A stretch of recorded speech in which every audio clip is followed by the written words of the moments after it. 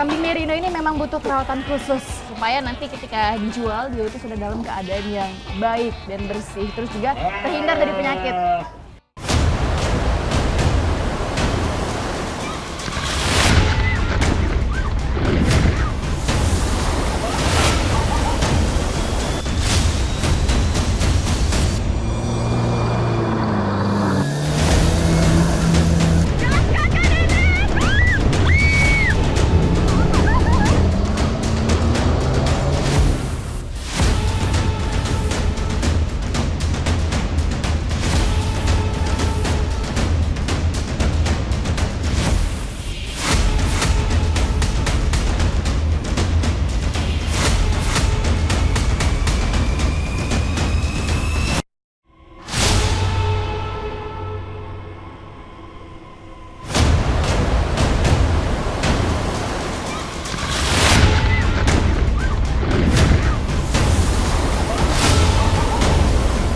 Ganasnya ombak laut selatan menyambut petualangan saya kali ini. Bersama warga pesisir Paranggupito, Wonogiri, saya ikut aktivitas pencarian hasil laut yang tersembunyi di sini. Sekarang saya sedang berada di Pantai Jujugan, Wonogiri. Kita bersama para warga lokal di sini sedang mencari kerang, dan ini ombaknya lumayan besar karena ini adalah pantai selatan. Seperti yang kita semua tahu, pantai selatan itu ombaknya gede banget, jadi harus hati-hati. So, kerangnya ini dia tadi saya dapat satu. Ini ada umpan nih. Ini ada dapat lagi ibunya. Yuk kita cari lagi, Bu. Ya.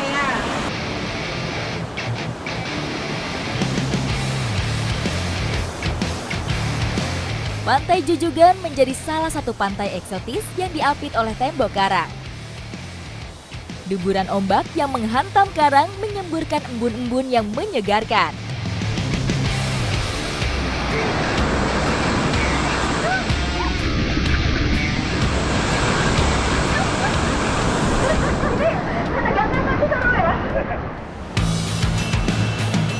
Deburan ombak yang datang dengan cepat bergulung kembali ke lautan. Waktu yang singkat ini kami manfaatkan untuk mendapatkan target buruan. Kegiatan mencari kerang menjadi rutinitas warga pesisir Paranggupito setiap harinya. Dengan waktu pencariannya yang berbeda-beda, menyesuaikan kondisi pasang surut perairan pantai. Jadi biasanya orang-orang mencari kerang di sini juga tergantung dari pasang surutnya ombak.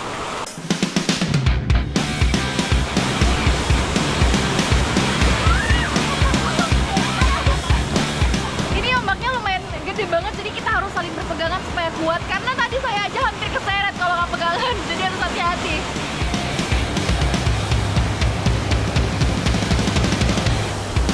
Air laut berangsur surut, namun deburan ombak pantai selatan masih terasa menegangkan. Untung saja ada Pak Suprapto, warga lokal yang paham seluk-beluk ombak di sini.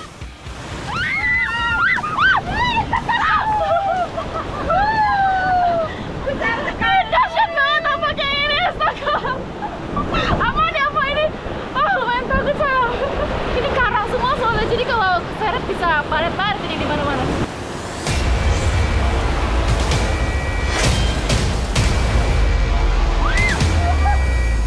Aktivitas yang cukup beresiko ini tidak dilakukan seorang diri. Saat ombak datang, saya dan warga saling menjaga satu sama lain. Siap-siap, pikir-pikir ini ya.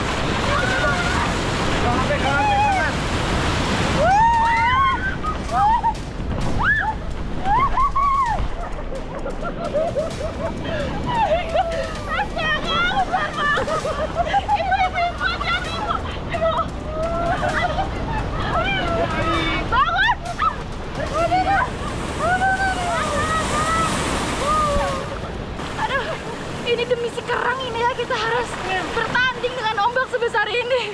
Kita lihat kita bakal dapat kerang apa lagi nanti nih. Lanjut.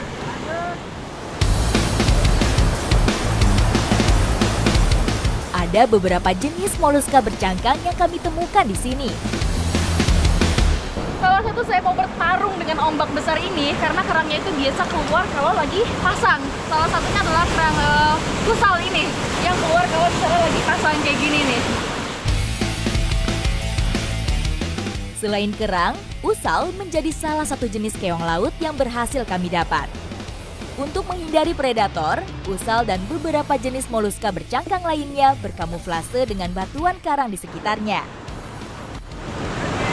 Jadi makanan si kerang ini itu tuh lumut dan juga alga ataupun plankton yang ada di sekitaran karang-karang ini. Ini bisa dilihat banyak banget di sini lumutnya. Jadi makanan kerang itu masih banyak banget dan ekosistemnya itu masih lestari sekali.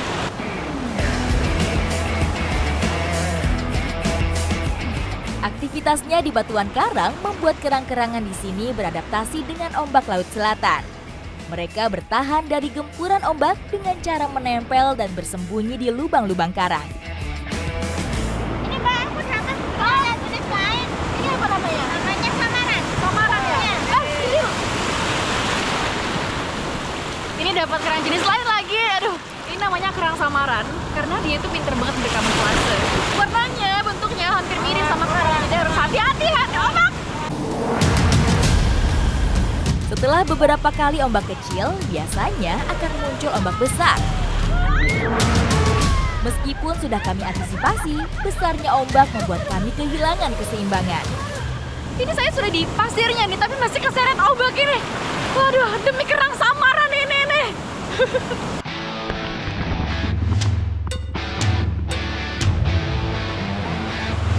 Ini ombaknya semakin lama tuh semakin besar dan ada dua arus yang harus diperhatikan. Arus datangnya ombak sama arus baliknya ombak. Nah, jadi kita itu harus benar-benar memanfaatkan jeda waktu. Kalau dia lagi surut itu langsung harus cepet-cepet ngambil kerangnya.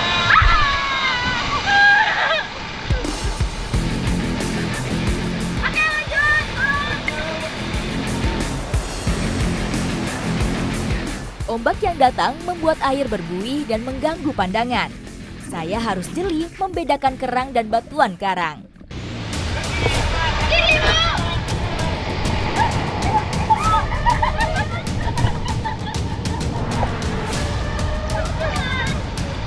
Ini bukan jadi kerang, ini capek bertarung melawan ombak ini.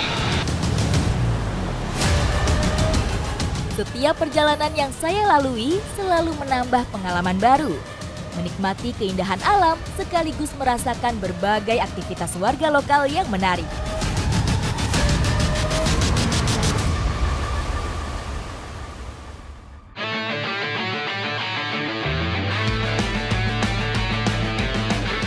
Beranjak dari pesisir Paranggupito, campervan saya menyusuri jalur pesisir di sekitarnya. Jalan berkelok dan perbukitan karang menjadi pemandangan khas pesisir yang bisa saya nikmati di sepanjang perjalanan. Matahari sudah condong ke barat. Saya mau berhenti sejenak untuk beristirahat.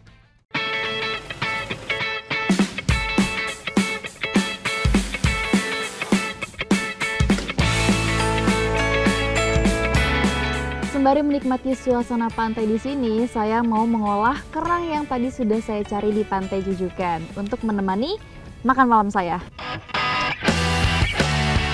Merebus menjadi cara pengolahan paling praktis untuk mendapati daging kerang yang empuk. Suasana di sekitar campervan sudah mulai gelap. Saya butuh penerangan untuk melanjutkan memasak. Saya menggunakan beberapa rempah untuk menghilangkan bau amisnya.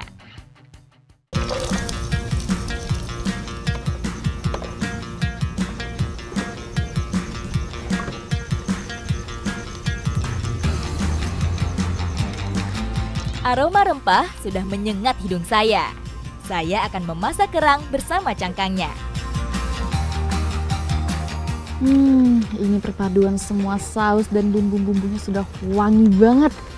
Buat saya jadi lapar sekali ini. Kerang saus tiramnya sudah jadi, sekarang waktunya untuk dicoba.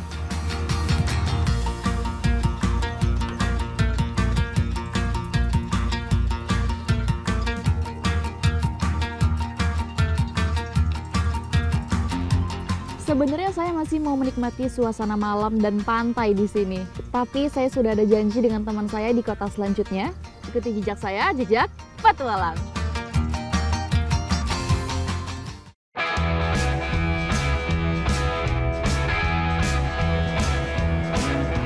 Sekarang ini saya sedang menuju ke lokasi untuk menangkap langsung garengpung. Dan ini sudah mau nyampe nih, sudah dekat. Petualangan saya masih berlanjut di Kabupaten Wonogiri. Kali ini, saya masuk ke wilayah bagian selatan, tepatnya di Desa Ketos. Sekarang saya sudah berada di tempat untuk mencari gareng. Ini suaranya sudah mulai kedengeran. Di sini saya juga udah dikasih sama alatnya. Mas, di mana, Mas? Suara nyaring garengpung memekakan telinga. Tandanya, kami sudah tepat memilih lokasi pencarian. Yuk, Pak, kita gantian di sana. Oh, kita beda pohon. Beda.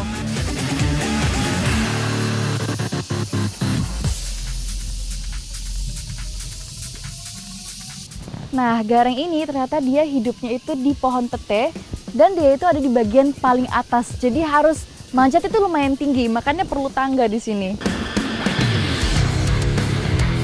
Aktivitas ini tidak dilakukan sepanjang tahun. Sebagai pencari garengpung, Mas Randy dan Mas Dani hanya melakukannya saat tiba musim. Sebagai daerah beriklim tropis, garengpung biasanya mudah didapatkan setahun sekali, yaitu pada awal musim kemarau. Akhirnya dapat juga nih garengnya. Jadi gareng ini memang banyak diambil karena mitosnya di sini gareng ini tuh bisa membuat pohon petenya itu tidak berbuah karena dia mengambil sari-sari dari pohon sebagai makanannya. Makanya ini tuh dijadikan sebagai makanan juga di sini. Suara melengking yang dihasilkan digunakan untuk menarik perhatian pasangan. Namun pada kondisi lain, garengpung juga akan bersuara nyaring pada saat terancam predator sebagai tanda dalam bahaya. Ini ngambil gareng pakai bambu ini sebenarnya susah-susah gampang sih karena dia ujungnya ringan banget, kecil. Jadi goyang-goyang karena ketiup angin, tapi memudahkan soalnya dia fleksibel jadi bisa menjangkau di bagian-bagian kayak daun, terus di bagian ujung-ujung ranting seperti itu. Joran menjadi alat tangkap paling efektif karena mampu menjangkau sampai ke ujung dahan. Selain itu, pulut yang diletakkan pada bagian ujung joran membuat garengpung tidak dapat kabur.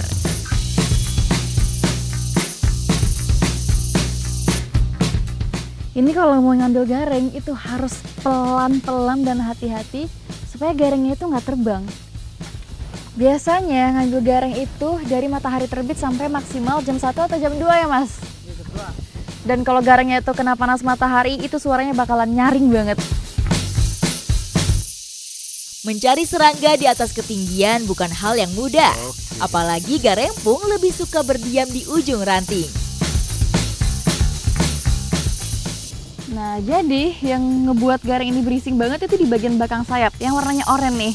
Ini tuh gareng yang jantan yang bersuara ya, Mas. Iya. Sedangkan yang betina mana, Mas? Coba lihat. Yang ini. Nah, ini ya kalau yang betina tuh di bagian belakang nggak ada warna orange-nya. Jadi yang berisik itu memang cuma yang jantannya aja. Tujuannya untuk menarik perhatian si betina. Kalau misalnya mereka mau kawin ya, Mas. Iya.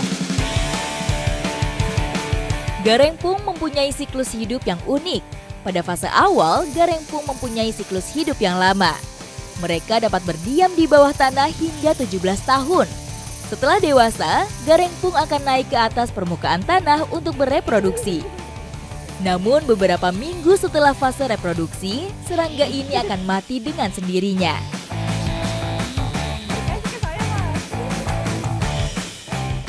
Nah, ini dia hasil tangkapannya gareng. Sudah cukup, nanti akan saya jadikan bekal selama perjalanan saya kali ini.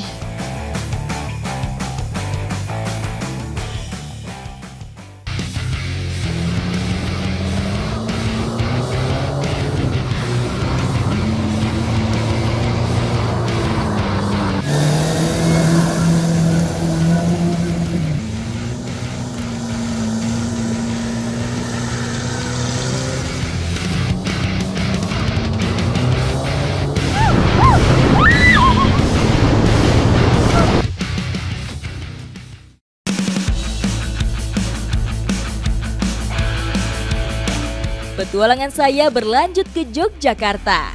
Tak hanya menikmati pemandangan indah, perjalanan kali ini saya manfaatkan untuk berjumpa dengan teman-teman lama. Adrenalin saya mulai terpacu.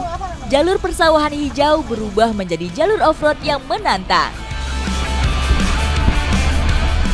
Mas, aku mau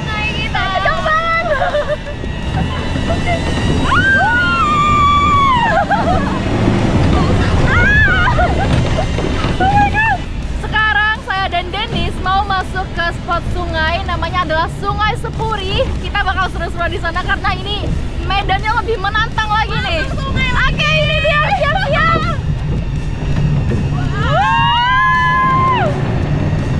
Jadi aman-aman.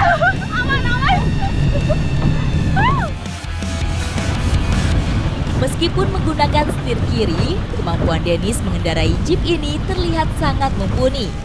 Jalur sungai berbatu dan semak yang menantang berhasil kami lewati perlahan. Kami harus pandai memilih jalur supaya tidak terperosok.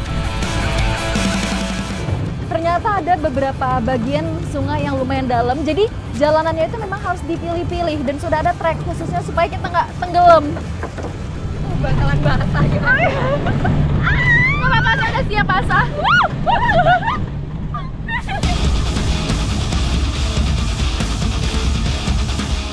Saat melewati medan terjal, pengemudi harus pandai memanfaatkan momentum gas untuk melewati rintangan.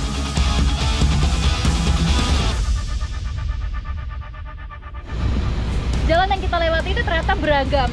Kadang lewat perkampungan, melewati sungai, terus tadi juga sempat melewati hutan. Dan sekarang kita mau masuk lagi ke jalan di pinggirnya itu ada sawah semua pemandangannya.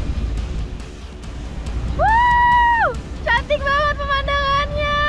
Seneng nggak, Kak? Dennis, seneng dong, semangat nyetirnya ya. Kita sekarang lihat sawah ya. Asli cantik banget. Gak nyangka ternyata Kulon Progo tuh sebagus ini dan seseru ini kalau dieksplor dengan menggunakan jeep. Keren banget. Kalau mau healing cocok banget di sini dan pakai jeep ya. Iya dong. Harus cobain supaya nggak itu aja jalan-jalannya. Memasuki Kali Progo, kami mendapati obstacle yang menantang. Kemampuan kami mengendarai jeep diuji, melibas jalur sungai yang menjadi ikon Kabupaten Kulon Progo. Main air. Main air.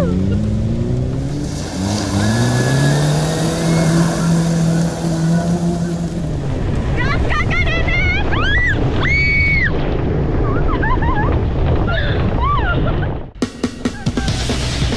Bagian kedung Kali Progo ini mempunyai hamparan batu kerikil yang luas.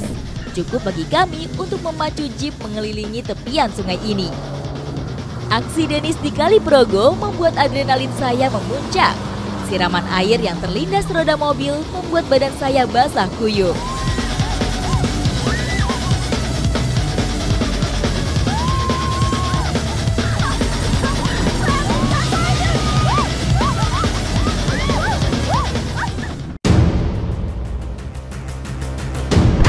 Astaga, kenapa?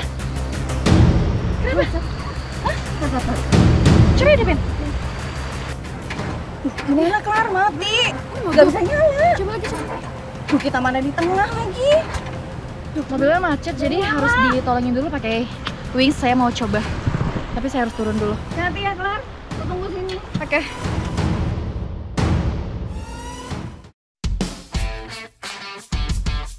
Tak hanya berjaga-jaga saat melewati medan yang terjal, perlengkapan yang memadai di mobil camper van ini juga dapat membantu evakuasi kendaraan.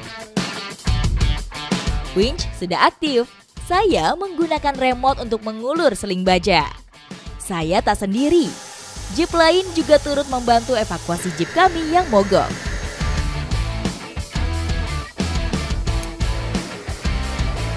Seling baja sudah terhubung, perlahan saya tarik jeep dari dalam sungai.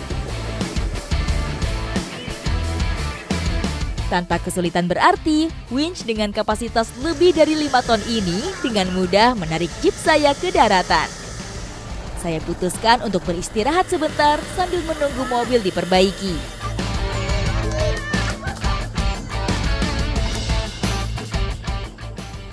Saya bawa oleh-oleh. Ini dia garang yang kemarin sudah saya tangkap. Saya mau makan bareng Dennis. Dennis! Ya, Aku bawa oleh-oleh nih. apa itu?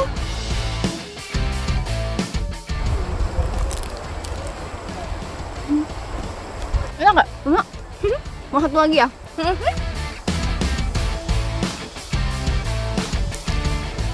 Kamu suka? Boleh. Meskipun baru pertama mencoba, Dennis begitu lahap memakan gareng pung goreng yang saya bawa dari Wonogiri. Begitupun dengan teman-teman lainnya. Meskipun jeep belum berhasil ditangani, tapi nikmatnya makan garempung menciptakan pengalaman yang berkesan.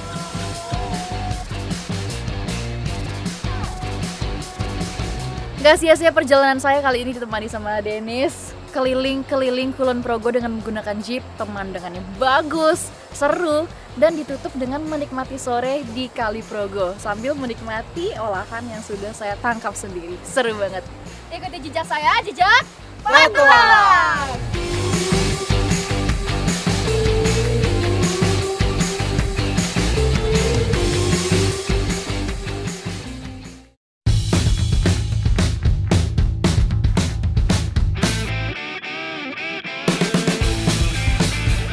Roda overland berputar menyusuri jalanan bumi Sukowati, tepatnya di Kecamatan Kalijambe, Kabupaten Sragen, Jawa Tengah.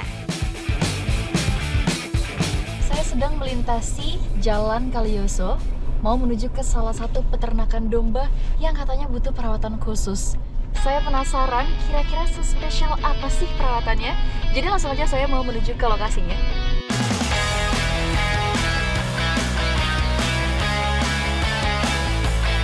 Masuk ke dalam kandang domba jingkrak Kaliwuni Farm, saya disambut ratusan ekor kambing dan domba. Seketika, mata saya tertuju pada jenis domba berukuran besar dan lucu. Namanya domba merino.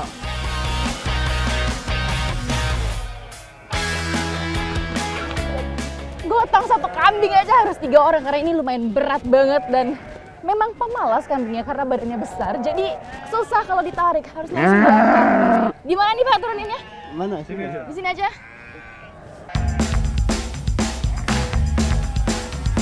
Domba ras ini adalah hasil persilangan dari jenis domba Maroko, Spanyol, dan Australia. Selama berabad-abad, proses persilangan dilakukan hingga dihasilkan domba dengan karakter tubuh pendek dan gempal.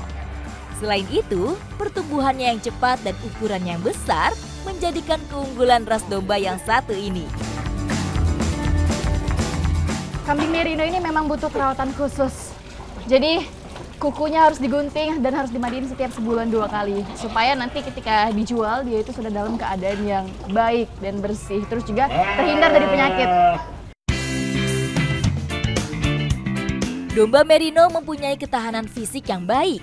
Meskipun berasal dari wilayah dengan iklim sedang, domba berbulu tebal ini mampu beradaptasi dengan iklim tanah Jawa.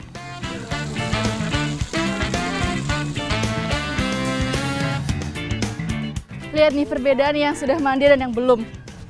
Tuh kelihatan banget bedanya, yang ini udah putih, bersih, wangi. Yang belum mandi warnanya masih coklat banget.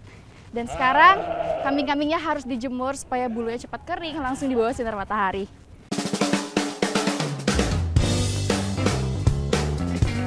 Dengan pertumbuhannya yang cepat, merino mempunyai bobot yang berat, sehingga mampu menghasilkan daging yang lebih banyak dibanding domba dan kambing jenis lain.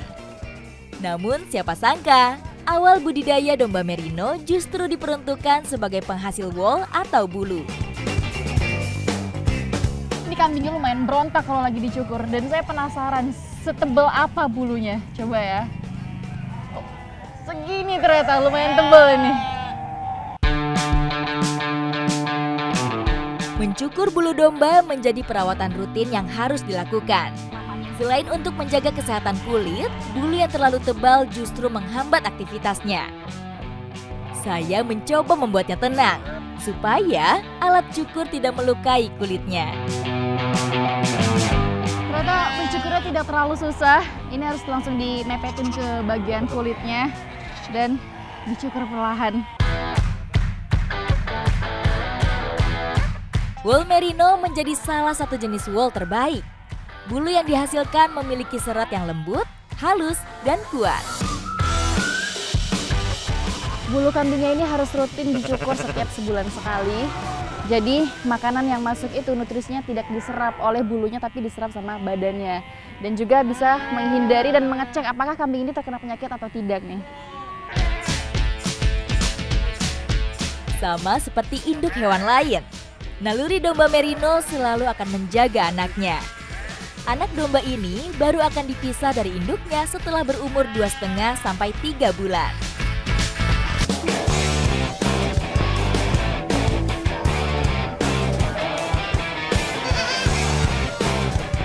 Ternyata ada kambing yang lagi sakit, jadi di sini sudah dipanggil petugas kesehatan khusus hewan untuk ngecek kira-kira ini kambingnya sakitnya apa dan langsung diobati. Meskipun sudah memberikan perawatan yang maksimal, tak jarang kambing dan domba yang ada di sini terserang penyakit. Kemampuan Mas Soleh mendeteksi gejala penyakit sangat membantu para petugas kesehatan hewan untuk melakukan tindakan. Ini ternyata masih ada satu lagi yang sakit, jadi harus disuntik lagi ya ini. Setelah penyakit terdeteksi, petugas kesehatan memberikan suntikan obat pada anak kambing ini.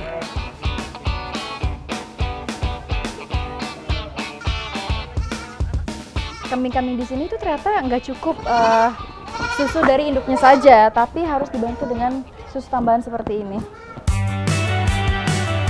Setelah disapi, nutrisi tambahan dibutuhkan oleh anak kambing untuk pertumbuhannya. Selain itu, nutrisi tambahan ini juga dapat menjaga kesehatan dan kemampuan pertahanan diri dari udara dingin setelah penyapihan. Ini biasa ngasih susunya sehari berapa kali, Mas? 3 kali. 3 kali sehari? Satu botol kayak gini ya? Iya. Perpaduan antara pengalaman dan teknologi akan meningkatkan produktivitas pada peternakan kambing dan domba. Sekarang, waktunya saya memeriksa beberapa indukan untuk mengecek kehamilannya. Gimana, Mas? Hamil nggak yang ini? Kalau yang ini belum hamil kalau ini. Bunyinya tit berarti nggak hamil ya? Enggak. Alat USG khusus domba dan kambing digunakan untuk mendeteksi kondisi kehamilan. Ini saya sudah mencari induk kambing betina untuk dicek apakah hamil atau tidak. Nanti akan dicek pakai USG. Setelah berhasil menangkap salah satu induk betina, Mas Soleh kemudian memeriksa perut domba menggunakan alat USG. Bunyi yang beruntun menandakan bahwa indukan ini sedang hamil. Yang ini hamil nih kambingnya. Bunyinya Ya. tuh berbeda, dia lebih cepat gitu ya bunyinya, Mas? Iya, lebih cepat. Berarti dia hamil. Lagi hamil. Dan ini tuh memang alat khusus USG untuk kambing saja, berbeda seperti manusia. Dia nggak ada visualnya, jadi cuma benar-benar mendeteksi apakah kambingnya hamil atau tidak dari bunyinya seperti ini. Domba merino mempunyai peminat yang cukup banyak. Kualitasnya yang baik berbanding lurus dengan harganya yang mencapai puluhan juta rupiah. 1, 2, 3. Aduh, saya sampai terpelanting saking beratnya domba ini. Aduh, ini capek beneran saya. Jadi kambing-kambing di sini itu tidak hanya dijual dagingnya saja. Biasanya peternak lain juga mengambil kambing dari sini untuk diternak lagi atau untuk dikawin silang. Kambingnya sudah siap dikirim, ikuti jejak saya, jejak petualang.